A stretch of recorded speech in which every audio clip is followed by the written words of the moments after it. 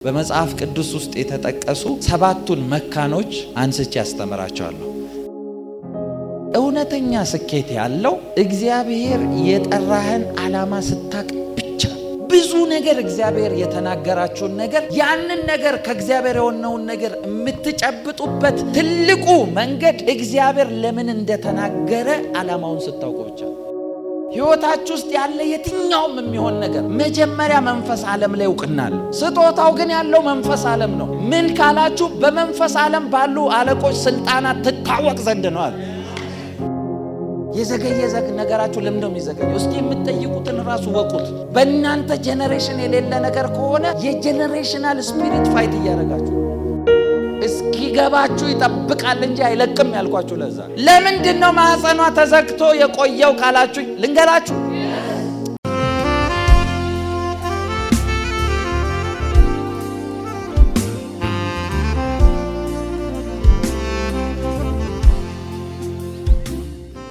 ዛሬ ጥቂት ደቂቃ ነው ማስተምራችሁ። የተቀጠረላችሁን ጊዜ አትቅደሙት በሚል ማስተምራችሁ። በዚህ ምሳሌ ውስጥ በመጽሐፍ ቅዱስ ውስጥ የተጠቀሱ ሰባቱን መካኖች አንስቼ ያስተምራቸዋል። እነዚህ መካን የነበሩት ሰባት ሴቶች መካንነታቸውን ምን እንደሻረም ነግራቸዋለሁ። እግዚአብሔር ምን እንደሚፈልግ ትፈልጋላችሁ?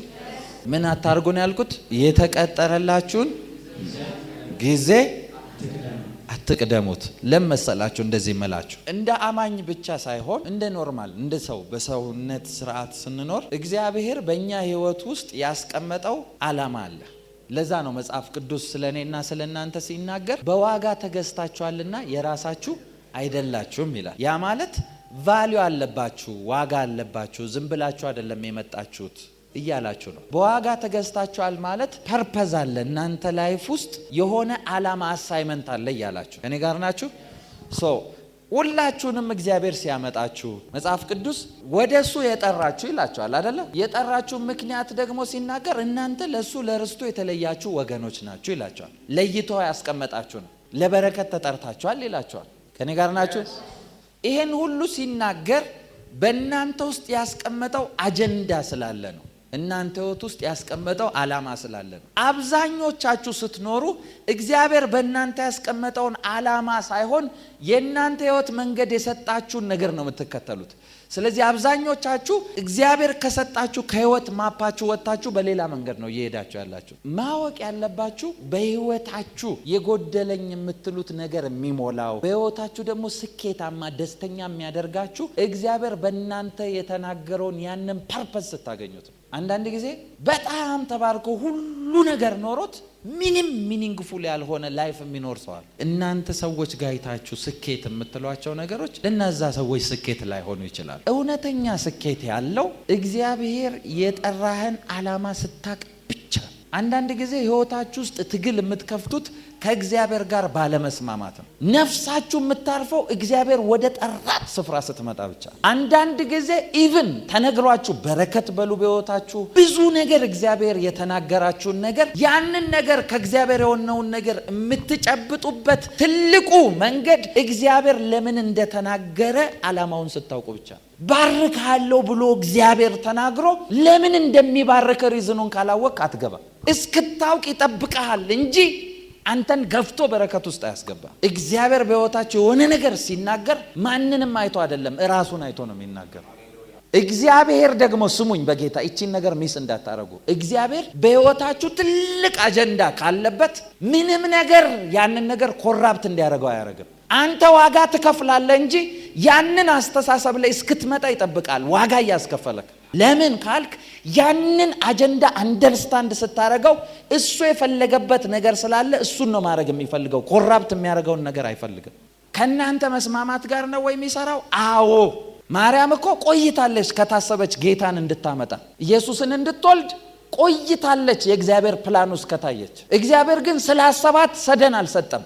ማርያም ጋር መልአክ ልኮ እሷ ሐሳቡን እስክትቀበለው ድረስ ነው የሚታገሰው። ስለዚህ ማርያም ጋር ይመጣና እንደዚህ ይሆናል እግዚአብሔር ይሄን አስቧል ሲላት እንዴት ይሆናል አስረዳኝ። ልክ የገባት ሰዓት ነው ሀፕን ያደረገ። ከኔ ጋር ናችሁ? ያለባችሁን አጀንዳ አንደርስታንድ ስታደርጉት ነው የእግዚአብሔር እጅ መምጣት የሚጀምረው። ያን ጊዜ ገብቷችኋል ይላል እግዚአብሔር። ለምን እንደምትባረክ፣ ለምን ልጆች እንደሚሰጥህ፣ ለምን መንገድ ላይ እግዚአብሔር የሆኑን ነገሮች እንደሚያደርግ ስታውቅ የዛን ጊዜ ማረፍ ትጀምራለህ። ከእግዚአብሔር ጋር ከተከራከርክ ጉልበትን ነው የምትጨርሰው። እግዚአብሔር ደግሞ የሚገርመኝ የእግዚአብሔር ኔቸር የሚያስገርመኝ አንተ ዋጋ እየከፈልክ እያለቀስክ ጊዜን ትፈጃለህ እንጂ እስኪገባ ዝም ነው የሚል። እሺ ብለህ እስክትታዘዝ ዝም ነው የሚል። በረከቱ ርቆ አይደለም። ልንገራችሁ እስቲ፣ ከዚህ በፊት አስተምሬያቸዋለሁ። አጋርን ብላ ጠማኝ ራበኝ ብትል መልስ የለም። በቃ ልጄንማ እያየሁት እንዲሞት አልፈቅድም ብላ ከልጇ የድንጋይ ውርወራ ያክል ማለት እንደዚህ ድንጋይ ወርውራችሁ ርቀት ያክል በአይኗ በረከት በሚታይበት ልክ መጣ መጮ ጀመረች። ስትጮ መልአክ ስሯ መጣ። ምን አላት? አይዞሽ በቃ አትፍሪ፣ ልጅሽ ተርቦብሽ ተጠምቶ ነው፣ አይዞሽ በቃ አላላትም። መልአኩ መጥቶ የልጁን ጩኸት ሰምቻለሁ ነው ያለው። የልጁ ጩኸት ማለት አጋርን ወደ አብርሃም ጋር የጎተተው ቪዥን ማለት ነው። ልጁ አጋርን ወደዛ ቤት ያመጣት ፐርፐዝ ማለት ነው። ስለዚህ እሱ እየጮኸ ስላለ አላማ ስላለ እኔ አንቺ ጋር የምጎተትበት አትፍሪ፣ ምንም አይሆንም። ኮቨናንቱ ነው የሚሰራው ማለት ነው። ከኔ ጋር ናችሁ? በህይወታችሁ ማረፍ ከፈለጋችሁ እመኑኝ፣ ዲዛይር የምታረጉትን የምታስቡትን ትልልቅ ነገሮች ኢዚ ነው መግባት። ጌታ ኢየሱስ ፊት ኢዚ ነው። እኔ በህይወቴ ትግል የሚመስሉኝ ነገሮች ቀላል እንደሆኑ እግዚአብሔር አሳይቶኛል። በምን ካላችሁ በኮኔክሽን አይደለም። አንድ ሰው እኔ ጋር መጣና እንደዚህ አለኝ፣ እንደዚህ አይነት ሰዎችን ባገኝ እኮ ይሄ ነገር ይስተካከላል፣ ዘጉብኝ፣ እንደዚህ ትልልቅ እንትን ያላቸው ሰዎች ምናምን ነገር ሲለኝ፣ ተዋቸው አንተ በእነሱ ማን ሄዳለ? ዳዊት እኮ ዞሮ ስላጣ እኮ ነው አይኖቼን ወደ ተራሮች ያነሳው፣ ረዳቴ ከወዴት ይምጣ አለ። ተራራ የሚለው ከዚህ በፊት ብያቸዋለሁ፣ ባለስልጣን፣ ዝና ያላቸው፣ ባለሀብት ብዬ አስተምራለሁ። በህይወታችሁ ትግል የሚሆንባችሁ የምትጨነቁባቸው ነገሮች መንገዳችሁ ላይ ከቆማችሁ የሚከተሏችሁ ነገሮች ናቸው። እግዚአብሔር አጀንዳው ላይ የቆመን ሰው ሲያታግል አይቻላል። ሰውየው የቆመበትን አጀንዳ ካልተረዳው በስተቀር እኔ አይቻላል። ምሳሌ ላንሳላችሁና ልንገራችሁ። 7 መካኖች ቶሎ ሜንሽን ላድርግ። አንደኛ ማንን ነው የምታውቁት ከመጽሐፍ ቅዱስ? ሳራ። የመጀመሪያዋ ሳራ ዘፍጥረት 17:17 አብርሃምን በግንባሩ ወደቀ ሳቀም፣ በልቡም አለ 100 ዓመት ሰው በውኑ ልጅ ይወልዳልን? 90 ዓመት የሆናት ሳራስ ትወልዳለችን? ሰምታችኋል? አብርሃም በግንባሩ ወደቀ። ልጅ ትወልዳለች የዛሬ ዓመት ሲባል በግንባር ወደቀ። ምዕራፍ 21 ቁጥር 1 እስከ 3 ደግሞ አውጣ። ሰምታችኋል? ቁጥር 17 ላይ ምዕራፍ 17 አብርሃም ሳቀ ይላል። ምን ብሎ? አሁን የ100 ዓመት ሰው ይወልዳል? የ90 ዓመት ሴትስ ትወልዳለች አለ። አብርሃም ስንት ዓመት ነው ልጅ እንዲኖረው የጠበቀው? እግዚአብሔርን ጠበቀ ተብሎ የተነገረው 25 ዓመት ነው። እግዚአብሔር ፕሮሚስ ሰጥቶት ምን እግዚአብሔር ማስጠበቅ የሚፈልግ ሆኖ ነው? ሊያውም የአሕዛብ አባት የእስራኤል ሁሉ አባት የተባለ አሕዛብን ባንተ ባርካለሁ ያለውን ሰውዬ ምን ብሎ ነው የሚያስጠብቀው? ምንድነው ፕሮብሌም? የት ጋ ነው አብርሃም የሳተው? ምንድነው ያልገባው? እግዚአብሔር አብርሃም እንዲጠብቅ ፈልጎ ነው ወይስ ለምንድን ነው? እሺ እግዚአብሔር እንደተናገረው ለሳራ አደረገላት። ሳራም ጸነሰች፣ እግዚአብሔርን በተናገረው ወራት ለአብርሃም በእርጅናው ወንድ ልጅን ወለደችለት። ሰምታችኋል? እግዚአብሔር እንደተናገረው ሳራን አሰባት። አሁን በደንብ ስሙ። አብርሃምን ምንድነው እያለው ያለው? እባርካለሁ ነው አይደል ያለው? ለብዙ አሕዛብ አባት አረጋለሁ፣ በረከት አረጋለሁ አለ። ሰምታችኋል? ስለዚህ ያለው ነገር አንደኛ አብርሃም የሚለውን ነገር ስሙ። እኔ ብትባርከኝ ምን እኔን የሚወርሰኝ የለም። አብርሃምን እየጠራ እንደዚህ ያደርገዋል። አሸዋ ያሳየዋል፣ ኮከብ ያሳየዋል፣ ይለዋል። እንደዚህ ነው የምትበዛው ይለዋል። ይስሐቅ ለምን እንደዘገየ ታውቃላችሁ? ይስሐቅ እውነተኛ አብርሃም እንዲያስወርሰው ያዘጋጀው ምድር እስኪያዘጋጀ ነው ይስሐቅ ያዘገየው። አብርሃም አምኖ ያንን ምድር እያዘጋጀ ስላልሆነ፣ አብርሃም አምኖ ሬዲ ስላላደረገ ነው ይስሐቅ የሚዘገየው የነበረው። ከኔ ጋር ናችሁ? ስለዚህ ይስሐቅ የሚመጣው አብርሃም እግዚአብሔር ሲለው የነበረውን ያንን ነገር አንደርስታንድ ማድረግ የጀመረ ጊዜ። የእግዚአብሔር እርዳታ እኮ ነው ድንገት መጥቶለት አብርሃምን እሺ ያስባለው እንጂ ስቲል ይዘገያል እንዴ። ቆይ እግዚአብሔር ተናግሮ ልጠይቃችሁ፣ እግዚአብሔር አውርቶ፣ እግዚአብሔር ፕሮሚስ ሰጥቶ ፕሮሚሱ ግዴታ ይሆናል ማለት አይደለም። ባይዘው እንዳትሸወዱ።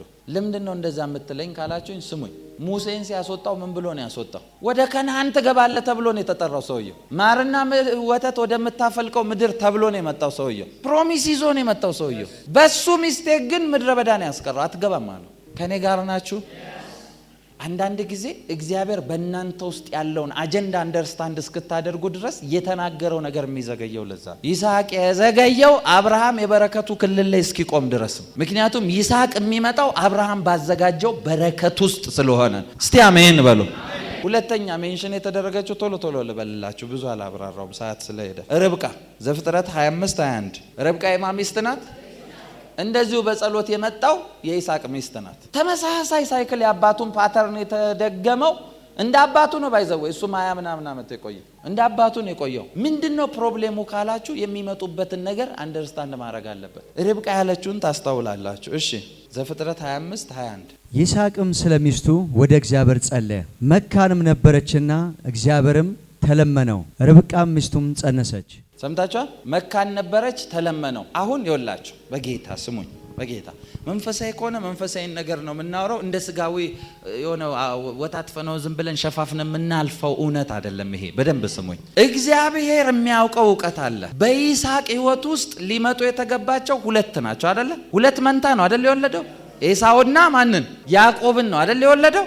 መንፈስ ዓለም እነዚህ እናንተ ስትወለዱ ሰው መሆናችሁና መውጣታችሁን ብቻ ነው የምታውቁት። መንፈስ ዓለም ስላንተ ምን እንደሚደረግ፣ ከምን አልፈ እንደመጣ፣ ለምን ስልጣን እንደመጣ፣ በምን ኦቶሪቲ እንደመጣ፣ ምን ልታደርግ እንደመጣ እያንዳንዱ ነገር ተመዝግቧል። በእናንተ ህይወት የእድገታችሁን ፕሮግረስ ትጠብቃላችሁ እንጂ በእናንተ ህይወት የተጻፈ ነገር አለ መንፈስ ዓለም ላይ። መንፈስ ዓለም ላይ ባይጻፍ ነው እንዴ ስለ ጌታ ሰብአ ሰገል መወለዱን አይተው ኮከቡን ተከትለው የሚመጡት? የተጻፈ አጀንዳ አለ እናንተ ህይወት ውስጥ። ለይስሐቅ ምንድነው ሲጠበቅ የነበረው ካላችሁ እነዚህ ሁለት ትልልቅ ኔሽኖች ናቸው። በእነሱ መካከል መንፈስ ዓለም ላይ አደገኛ ጦርነት ነበር። ባይዘው ሁለቱ ኔሽን እየተጣሉ ነበር። ኔሽን ናቸው ሁለቱ። የመንፈስ ዓለም ነጸብራቅ ርብቃ ጋር እንደመጣ የምታውቁት እርጉዝ ሆና እንደዚህ አለች፣ ሁለት ሰራዊቶች እየተጣሉ ነው አለች፣ ውጊያ ላይ ነው ያለው አለች። ስለዚህ መንፈስ ዓለም ያለውን ነገር እግዚአብሔር ሴትል ሳያደርገው ልጆቹ አይመጡም። ከኔ ጋር ናችሁ?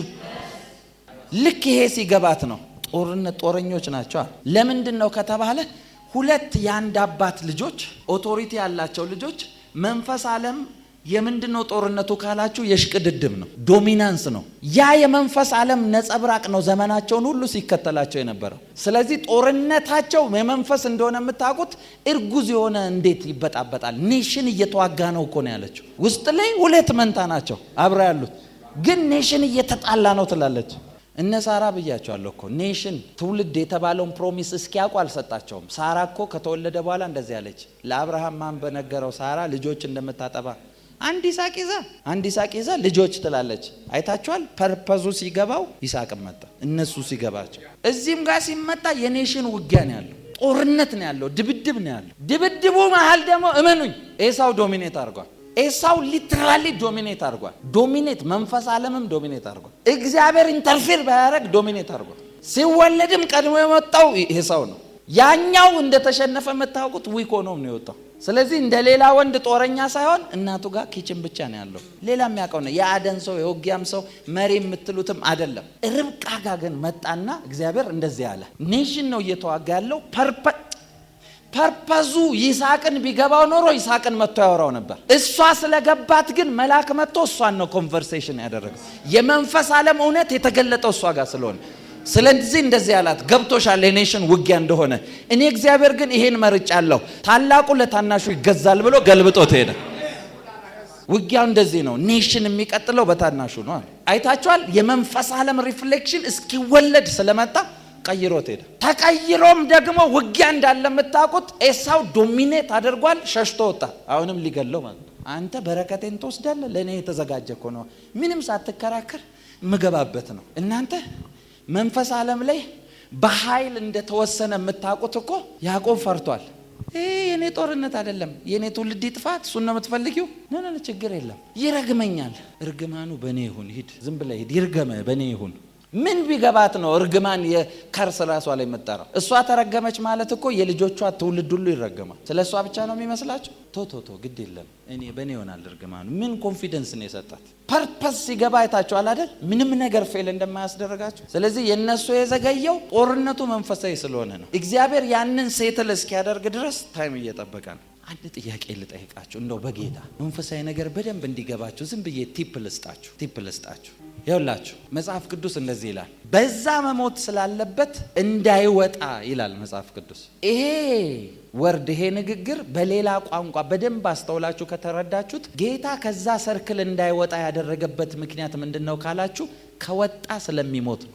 ስለሚሞት ነው። እዛው ጋር ስለሆነ ሎኬሽኑ እንዳይወጣ የተፈለገው ጌታ ስለሆነ እንዴት ምናም ካለ እንዴት ለምንድን ነው ታዲያ መልአክ መጥቶ ሂጂ ወደ ግብጽ ይዘሽ ሽሽ የሚለው? ለምን አይከላከልም? የመንፈስ ዓለም ፕሮቶኮል እንዲገባችሁ ነው ማወራው። እየገባችሁ ነው አይደል? ደቀ መዛሙርቱን ጠርቶ ምን ስለገባው ነው? እሱ ሌላ ቦታ እኮ ስለሚገሏቸው ነው። ኃይልን እስክትቀበሉ ቆዩ በኢየሩሳሌም እንዳትወጡ። ምን ስለገባው ነው አትውጡ የሚላቸው? ከወጡ እንደሚገደሉ ስለሚያውቅ ነው። ደቀ መዛሙርቱን እዩ እስቲ፣ ሁሉም ተገለው ነው የሞቱት። ስለዚህ የሆነ ነገር ይዘው ሳይወጡ እንዲወጡ አይፈልግም። እንደሚገደሉም ያውቃል። እንዴት ያስገድላቸዋል? ይሄ እንዴት ነው የምትመልሱልኝ? ከኔ ጋር ናችሁ? እየገባችሁ ነው ማውራው ነገር? ፐርፐዙን ስታገኙት ነው ነገሩ ማኒፌስት የሚያደርገው። እነ ይስሐቅ ቤትም ይሄ ሪዝን ባይታወቅ ስቲል ይጠብቃሉ። እግዚአብሔር የማስጠበቅ አባዜ ወይ ፍላጎት ኖሮት አይደለም። ፐርፐዙን ሰውየው አንደርስታንድ እስኪያደርገው ነው። ሰምታችኋል? አጀንዳ ያለበት ትልቅ ጉዳይ ያለበት እንደዚህ በቀላል ዲል አይደረግም። መንፈስ ዓለም ሌላ የሚከፈት ነገር ስላለ ከኔ ጋር ናችሁ?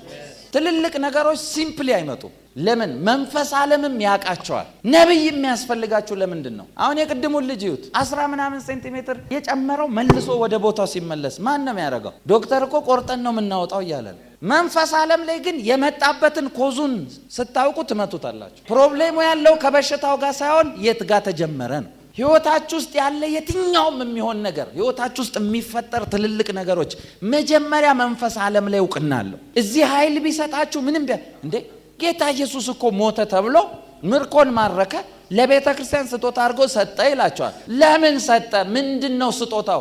ዝም ብሎ ሹመቱ ነው? አንተ ሐዋርያ ብያለሁ፣ አንተ ነብይ፣ አንተ ፓስተር፣ አንተ ምናምን፣ አንተ ወንጌላዊ፣ ይሄ ነው ስጦታው? ስጦታው ይሄ አይደለም። ይሄ ስሙ ነው። ስጦታው ግን ያለው መንፈስ ዓለም ነው። ምን ካላችሁ በመንፈስ ዓለም ባሉ አለቆች ስልጣናት ትታወቅ ዘንድ ነው አለ። ይሄ ነው ስጦታው፣ መንፈስ ዓለም ላይ ያለው እውቅና። ለዛ እኮ ነው አጋንንት መጥቶ እንዴ እነ ጴጥሮስን ኢየሱስን እናውቃለን እናንተ እነማን ናችሁ ብሎ የሚበጫጭቀው። መንፈስ ዓለም ነው ያለው ነገር። ስለዚህ የእናንተ ነገር ኬሪ ያደረገው ነገር ስፒሪት ሬልም ላይ ይታወቃል። እሱን እስክታውቁት ትታገላላችሁ። ከኔ ጋር ናችሁ? እሱን አንደርስታንድ አረክ ማለት ፐርፐዙ ገብቷል። እግዚአብሔር ራሱ ገብቶ ያመጣዋል። ዳንኤል እኮ ጦርነቱ መንፈሳዊ እንደሆነ ስለገባው ነው። ይሄን ስለሚያውቅ ሰውየው ዝም ብሎ ይጸልያል። ገብርኤል መጥቶ እኮ ታስሯል። ምንም ክርክር የለው። ገብርኤልን ይዘውታል፣ አስረውታል፣ ታስሯል። 21 ቀን ታስሯል። ዳንኤል አይደለም ሚካኤልን የጠራው፣ ገብርኤል ነው እርዳኝ ብሎ ሚካኤልን የጠራው። ዳንኤል ጋር ሲመጣ ምንድን ነው ያለው? ከዋነኞቹ አለቆች መካከል ሚካኤል ሊረዳኝ መጣ። እርዳታ ፈልጎ ማለት ነው። ጉዳዩ አስቡ፣ ገብርኤልን የሚያክል አርኬንጅል እንዳይሄድ 21 ቀን ሬዚስት ሲያስደርግ ምን አይነት ጉዳይ ነው ያለው? ለምን ዘገየ የሚያስብለው እየገባችሁ ነው? የመጀመሪያው ቀን መልስ ወጥቶለት 21 ቀን ግን ዘግይቶበታል። እነ አብርሃምስ ይሄን ሁሉ ጊዜ ልጃቸው እነ ርብቃ ለምን ይዘገያል ነው ጉዳዩ። መንፈስ ዓለም ላይ ሂውጅ ነው ማለት ነው። ስለዚህ ያንን ነገር አንደርስታንድ አድርገው ዲል እስኪያደርጉት ድረስ አይመጣም እንጂ እግዚአብሔር ስላለቀቀው አይደለም ነገሩ። የዘገየ ነገራችሁ ለምን ነው የሚዘገየው? እስኪ የምትጠይቁትን ራሱ ወቁት። ምንድነው እየጠየቃችሁ ያላችሁት? በእናንተ ጄኔሬሽን የሌለ ነገር ከሆነ የጄኔሬሽናል ስፒሪት ፋይት እያደረጋችሁ ነው። ስለዚህ ወቁት ፐርፐዙን። ከዛ ምንድነው ዲፊት የምታደርጉት? የዛን ጊዜ ነው መንገድ የሚከፍተው። እስኪገባችሁ ይጠብቃል እንጂ አይለቅም ያልኳችሁ ለዛ። እናንተ ናችሁ እንዲገባችሁ የሚያስፈልገው። ሰምታችኋል? ኢዮብ ነው አይደል? እግዚአብሔር አንድ ጊዜ ተናገረ፣ 2 ጊዜ ሰማው ነው። God spoke once, twice I heard።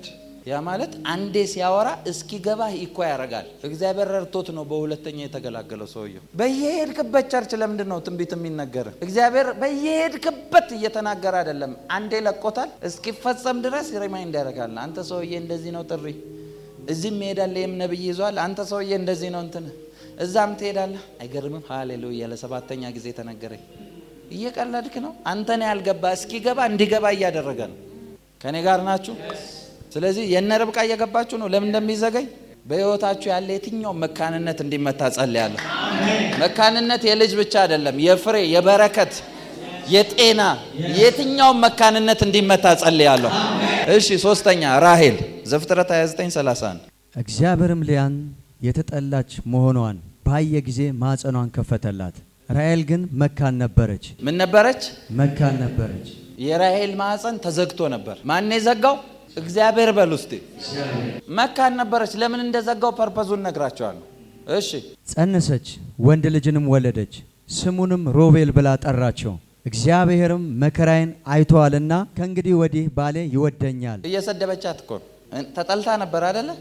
መጣ መከራዬን አይቷል ባሌ ይወደኛል። ለማን ነው የምታወራው? ለእህቷ ነው፣ ለራሔል ነው የምታወራው። አሁን ቀጣይ ምዕራፍ ሂድ 30 ቁጥር 22 ምዕራፍ 30 ቁጥር 22 እግዚአብሔርም ራሔልን አሰበ፣ እግዚአብሔርም ተለመናት፣ እሺ ማኅፀኗንም ከፈተላት፣ እሺ ጸነሰችም ወንድ ልጅንም ወለደችና እግዚአብሔር ስድቤን አስወገደ አለች። ስሙንም እግዚአብሔር ሁለተኛ ወንድ ልጅን ይጨምርልኝ ስትል ዮሴፍ ብላ ጠራቸው። ሰምታችኋል? ስሙን ምን ስትል?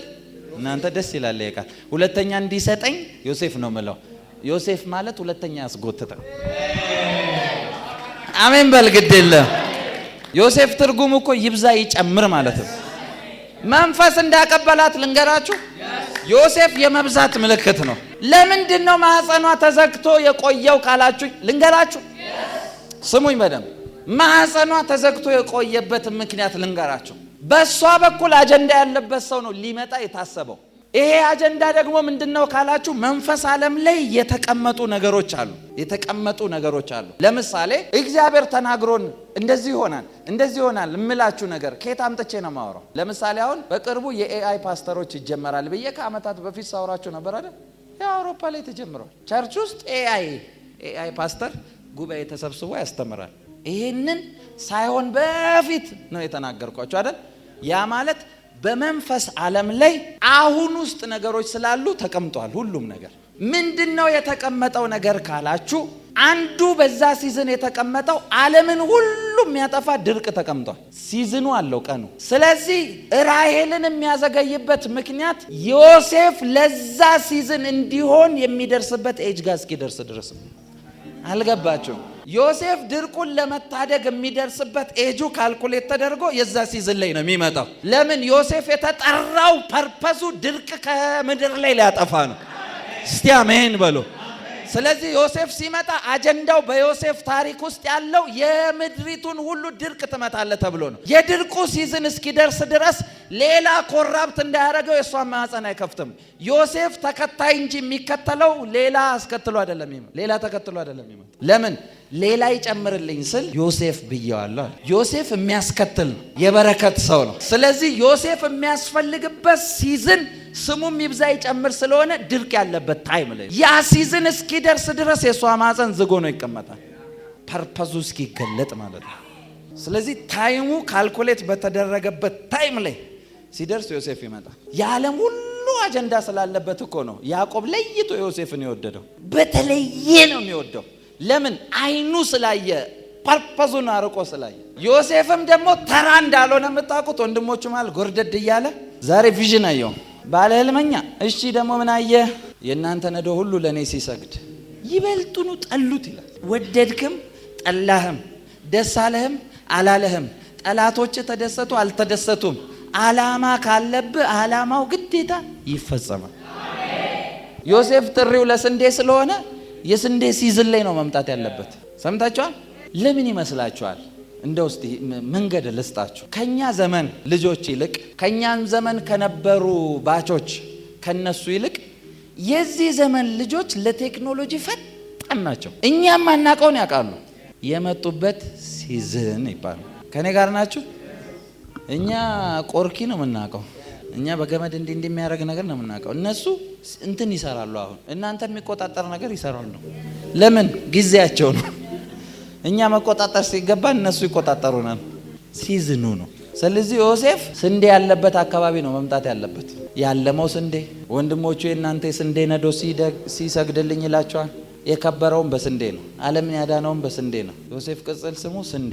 ባይዘዌ የዓለምን ሁሉ ኪ እንዳለው የምታውቁት ዮሴፍ ሰው ሁሉ ሶርሱ ስንዴ ነው። ስለዚህ የሰው ዘር ሁሉ ላይ እንደ ሾመው የምታውቁት ስንዴ ነው አሳልፎ የሰጠው ማለት የሰውን ዘር ሁሉ ሰጥቶታል። ላስረዳችሁ ይኸውላችሁ አንዳንድ የእህል ዘሮች ለምሳሌ የስንዴ ዘር ነው የሚባለው አይደል? ገብስም ምንም በሉ በዛ ነው የሚጠራው። ዮሴፍ ስንዴ ይበላችሁ እንጂ ገብስም እንደዚህ አይነት ዘሮች ሁሉ ናቸው ፕሮዳክሽን የነበረው።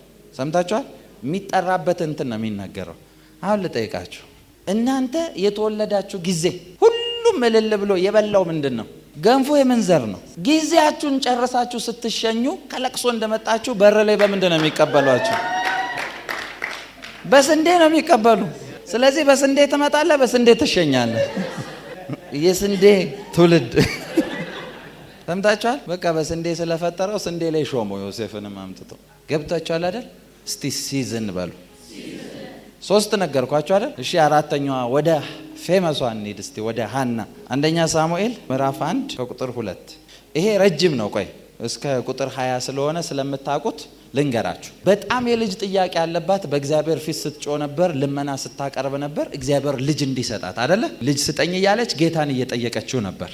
ለምን ያህል ጊዜ ነው የጠየቀችው ካላችሁ፣ ለአመታት ነው የጠየቀችው። አንዴ ሁለቴ አይደለም። በጣም ነው የለመነችው። ዝም ነው የሚላት። በየቀኑ እየመጣች ያ ማለት እዛ በሄዱ ቁጥር ሁሉ ትለምናለች። በጣም ምርር ያለ ጥያቄ ትጠይቃለች። እንደ ተማረረች የምታውቁት ባሏ ወይ እኔ ከ10 ልጅ አልበልጥም፣ እኔ አልበልጥብሽም፣ ምንድነው የኔ ያህል ምሬት እስኪል ድረስ ማለት ነው። እግዚአብሔር ያንን ሁሉ ምሬት እስክትማረር ድረስ ዝም የሚላት እየጮች ነው መቅደስ ድረስ እየሄደች። ጎናችሁ ላለው ሰው እንደዚህ በሉት፣ ብዙ ስለ ጮክ አይደለም በሉት፣ ዓላማውን ወቅ በሉት። እቺ ሴት ለአንዴ አይደለም ለአመታቶች ለምናለች። አመታቶች ሙሉ እየተመላለሰች በቃ የዛሬ አመት ተስፋለኝ፣ የዛሬ አመት ተስፋለኝ፣ የዛሬ አመት ተስፋለኝ ስትል ባዶ እጇን ነው የምትመጣው። እግዚአብሔር ማህፀኗን ዘግቶት ነበር ይላል አይደል? ማን የዘጋው? እግዚአብሔርን እየለመነች ታዲያ እንዴት አይከፍትላትም? የዘጋው ጋር ነው የመጣችው። ሌላ መፍትሄም አልፈለገች። በዚህ አመታት ሁሉ ዘግቶት ነበር ይላል። በደንብ ስሙኝ። ሐናን የሰማው መቼ እንደሆነ ታውቃላችሁ? የሚሰጣትን ልጅ ፐርፐዝ ያወቀች ጊዜ ነው። ሐና ልጅ የተሰጣት የሚመጣበትን ምክንያት ያወቀች ጊዜ ነው። በሷ ሬልም ላይ ሳሙኤል ተነግሯል አይደል? ሳሙኤል የሚመጣበት ምክንያት አለው። ሳሙኤል የሚወለድበት ምክንያቱን አውቃ ወደ ምክንያቱ አግሪ እስክታደርግ ድረስ አይሰጣትም። ስለዚህ ይሄ ሲገባት እንደዚህ አለች፣ እግዚአብሔር ሆይ ልጅ ከሰጠኸኝ አምጥቼ ሰጣለሁ አለችው። የዛን ጊዜ ልመናዋን ሰማ ይላል። የዛን ጊዜ ለአመታት የቆየችበት ምክንያት ልጁ የሚመጣበትን ፐርፐስ ስላላወቀች ነው። አንዳንድ ጊዜ በረከት ተብሎባችሁ በረከት የማይመጣው የበረከቱን ፐርፐስ ስላላወቃችሁ። ስለዚህ አንዳንዶቻችሁ ጌታ ሆይ አይኖ ተባረከኝ፣ ብትባረከኝ ይሄን አስብልሃለሁ። በሪዝን በፐርፐስ እንደሚሰራ እግዚአብሔር የምታውቁት ያዕቆብ ሲታገል እንደዚህ ያለው፣ አንተ ብትባረከኝ አለ ይሄን አደርጋለሁ። ልክ ያንን ሲል ነው አግሪ አድርጎ የባረከው። ስለዚህ ሐናም ጋር ሳሙኤል ነብይ ሊሆን፣ ሳሙኤል ካህን ሊሆን፣ ሳሙኤል በእስራኤል ምድር ላይ ብቻ አይደለም በ120 ግዛት ከዳን እስከ ቤርሳቤ ሊፈርድ የተጠራ አደገኛ ነብይ ነው። ቃሉ ጠብ ማይል የተባለ ነብይ። ስለዚህ እንደዚህን አይነት ነብይ ዝም ብሎ አይሰጥም እግዚአብሔር። መንፈስ ዓለም አለ፣ ዝም ብሎ ግን አይመጣም፣ ሰውየው ኖርማል ስላልሆነ። ስለዚህ የዚህኛውን ሰውዬ ኖርማልነት ኖርማል እንዳልሆነ እስክታውቅ ድረስ አይመጣም። ያወቀች ሰዓት እሰጥሃለሁ ስትለው ያ መንገድ ከፍቶ መጣ። ልጁም ጡት በጣለ ጊዜ አምጥታ ሰጠችው ይላል። እግዚአብሔር በዛ ምክንያት ሌሎች ልጆች ሰጣት ይላል። ስለዚህ ሌሎቹ ልጆች እንኳን የዘገዩት ቅድሚያ ያለው ዓላማውን እስክታውቀው ድረስ ነው። ስለዚህ የሱ ፐርፐዝ አውቆ ለፐርፐዙ እስክሰጠው ድረስ ይቆያል። ገብታችኋል? ስፒሪቹዋል ፕሮቶኮል ይባላል። በኢየሱስ ስም ጸልያለሁ። የእናንተ በረከት የሚመጣበትን ፐርፐዝ ያሳውቃቸው።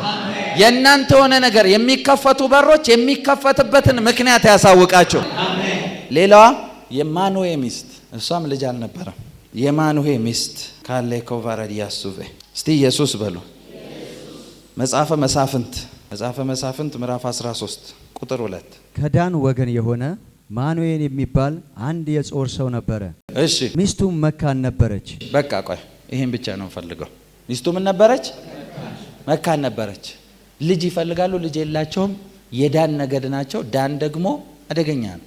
ከዛ ነገድ ናት፣ ልጅ የላቸውም። ለምን? እስራኤል ሁሉ በዛን ሲዝን ጩኸት ውስጥ ነበሩ የነበሩት። ለእስራኤል ኖርማል የሚወለዱ ሌላ ዕዳ የሚሆኑ ልጆች ሳይሆን መምጣት ያለባቸው ነፃ የሚያወጣ ነው የሚያስፈልገው። መጽሐፉ ራሱ የመሳፍንት መጽሐፍ ነው። ልክ መልአክ መጣና እነሱ ቤት አሁንም እንዳልኳችሁ ሲዝኑ መድረስ ብቻ ሳይሆን የልጁን ኢንስትራክሽን ካላወቁ አይመጣም ልጁ። ስለዚህ ልጁ ከመምጣቱ በፊት መልአክ መጣና ለእናትየው ተገልጦ እንደዚህ አላት፣ እግዚአብሔር ልጅ ይሰጥሻል፣ በደንብ ስሚ። እናንተ የሚመስላችሁ ልጅ በቃ ተረገዘ ተወለደ፣ ምንም ፐርፐዝ የሌለው ልጅ የምናሳድገው እኮ የእግዚአብሔርን ዓላማ ስለማናቅ ነው። ልጆች ማይሆን ላይፍ ውስጥ የሚገቡት የእግዚአብሔር እንደዚህ አይነት አጀንዳ እንዳለው ሰው ቢያውቅ ልጁን እንዴት እንደሚጠብቅ እንዴት እንደሚያሳድግ ያውቃል። ምክንያቱም ማንንም ሰው በከንቱ ወደዚህ ምድር አያመጣም እግዚአብሔር። ሰይጣን ልጅ አምጥቶ አያውቅም። መጽሐፍ ቅዱስ ልጆች የእግዚአብሔር ስጦታዎች ነው የሚለው። እንኳን እግዚአብሔር እናንተ ስጦታ ገዝታችሁ ስትሰጡ የሆነ ነገር ያርግ ብላችሁ እኮ ነው የምትሰጡት። ለምሳሌ አሁን ጫማ አምጥታችሁ ብትሰጡኝ ጫማውን እኮ አርግ ብላችሁ ነው፣ ጌጥ ነው እንደማስቀምጠው። የተገዛበት ነገር ፐርፐዙን እንኳን ታውቃላችሁ እናንተ። ስጦታ አድርጎ ሲያመጣ ያለ ፐርፐዝ አያመጣም እግዚአብሔር ልጅ። ስለዚህ ኖርማል ልጅ እንደማይመጣ እንዲያውቁ ሚስትየው ጋር ተገለጠና በደንብ ይሄን ስሚ፣ ይሄ ሰው እስራኤልን እንዲታደግ እስራኤልን እንዲያስመልጥ እንዲቤዥ ነው የሚመጣው ይሄ ልጅ። ስለዚህ በደንብ ስሚ። እንደ ማንኛውም እንደምታውቂው ወይም ደግሞ ልጅ ተወልዶ ሄደሽ አቅፈሽም ምናምን ሊሆን ይችላል። እንደዛ እንዳደገ ልጅ አይደለም የሚያድገው። በደንብ ስሚ። ምንም አይነት መጠጥ የሚያሰክር ነገር ምናምን ነገር በዚህ ልጅ ዙሪያ እንዳታደርሺ። ኢንስትራክሽን ነምበር 1። ሁለተኛ ጸጉሩን እንዳትላጩት። ይሄንን እስክታቅ ሳምሶን አይመጣም። ለምን ካልክ ልጅ ተብሎ ከተሰጠ እየላጨችው ኃይል ያለበት አለ፣ ግን ስለማያውቁት ኃይሉን እየላጩት ያድጋል። ስለዚህ እንደ ተራ ልጅ ተራ ነኝ ብሎ አምኖ ነው የሚያድገው ልጁ ማለት። ከኔ ጋር ናችሁ?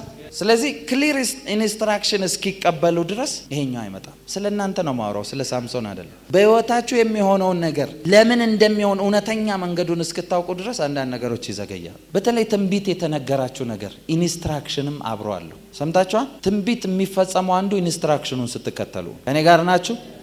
የምትከተሉት ነገር ነው የእናንተን ፍሬ የሚወስነው። ስለዚህ በዚህች ሴትም ህይወት የተሰጣት ልጅ የሚመጣው መንፈስ ዓለም ላይ ያለው ልጅ ትክክለኛ ስለ ልጁ ኔቸር እንዴት እንደምታሳድገው እንዴት እንደምትጠብቀው እስክታውቅ።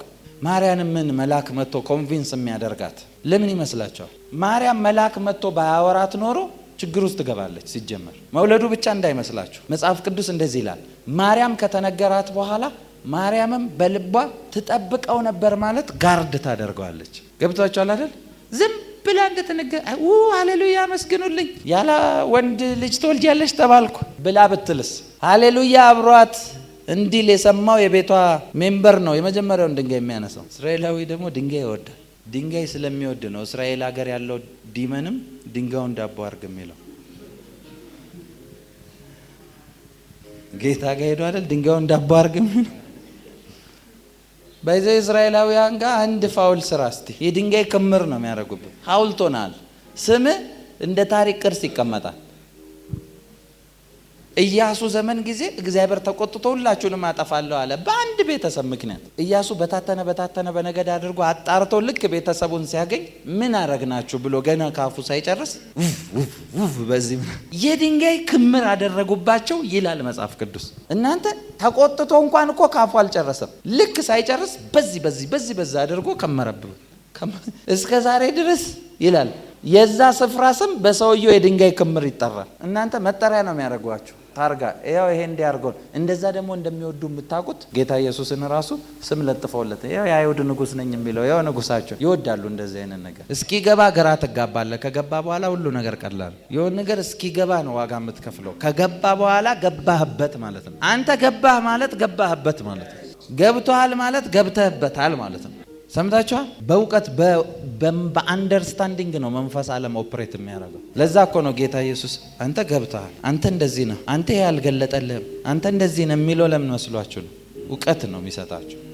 እስቲ እግዚአብሔር ትልልቅ ፕሮሚስ የሰጣችሁ ሰዎች፣ ብዙ ነገር የተናገራችሁ ሰዎች አሁን እንጸልያለን። እሱን ነገር እንድታስቡ ትፈልጋለሁ። በቃ ሁለቱን ሌላ ጊዜ ነግራችኋለሁ። ለምን እንደጠራችሁ ቆይ እንደዚህ ይላል እኮ የንጉስ ካህናት የሱን በጎነት እንድትናገሩ ይላችኋል እኮ። የትኛውን በጎነት ነው የምታወሩለት? ያልገባህን በጎነት ከየት ነው የምታወራው? ያልሆነልህን ያልተረዳውን በህይወት ያላወቅከውን እንዴ። ባይዘው እግዚአብሔር የሐሰት ምስክር አይፈልግም። ጠበቃ አይፈልግም። ተከራካሪ አይፈልግም። እንደዚህ ነው የሚለው መጽሐፍ ቅዱስ። እኛ ያየነውን በእጆቻችን የዳሰስነው የተሰማነውን በአይኖቻችን የተመለከትነውን እሱን ነው የምንናገረው። አለቅ። ከኔ ጋር ናችሁ? ይሄ ብቻ ነው ኦፕሬት የሚያደርገው። በኢየሱስ ስም ጸልያለሁ። የሱን በጎነት እንድትናገሩ እንደተባለ የሱን በጎነት በህይወታችሁ አይታችሁ ትናገራላችሁ።